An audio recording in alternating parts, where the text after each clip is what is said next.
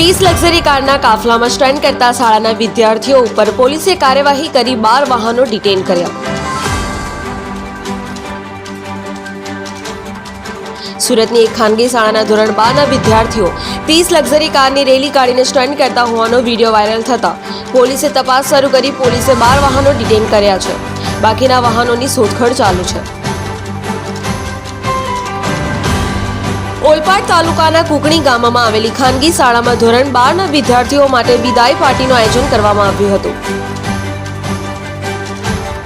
સુરતના સમૃદ્ધ પરિવારના છોકરાઓ આ શાળામાં અભ્યાસ કરે છે.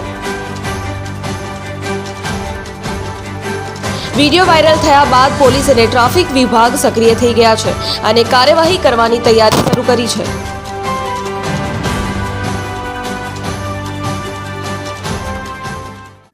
આજે સોશિયલ મીડિયામાં એક વિડીયો વાયરલ થયેલો હતો. તેમાં 12મા ધોરણમાં ભણતા વિદ્યાર્થીઓ છે એમણે દ્વારા વેહિકલમાં બેસી અને સ્કૂલે રેલી સ્વરૂપે ગયેલા એવી વિડીયો વાયરલ થયેલો છે. એ અનુસંધાને 26 જેટલી ગાડી એમાં છે એવું આઈડેન્ટિફાઈ કરેલું છે વિડીયો પરથી, અને એમાંથી જે નંબર દેખાય છે એના પરથી નંબર મેળવી અને હાલમાં 12 જેટલી ગાડી છે એને ડિટેન કરવામાં આવેલી છે.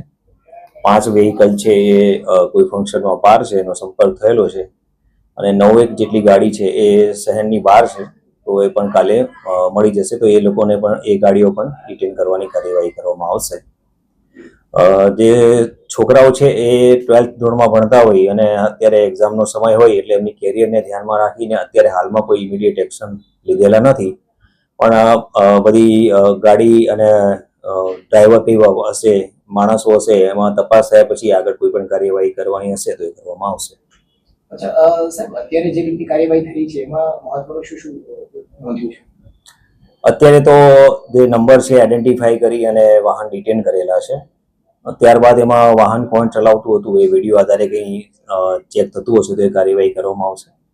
અને કોણે આ ભેગા થવાનું આયોજન કર્યું છે તો કોણે કર્યું છે એ બાબતે પણ તપાસ કરવામાં આવશે. આગામી દિવસોમાં ગુનો નોંધાઈ શકે?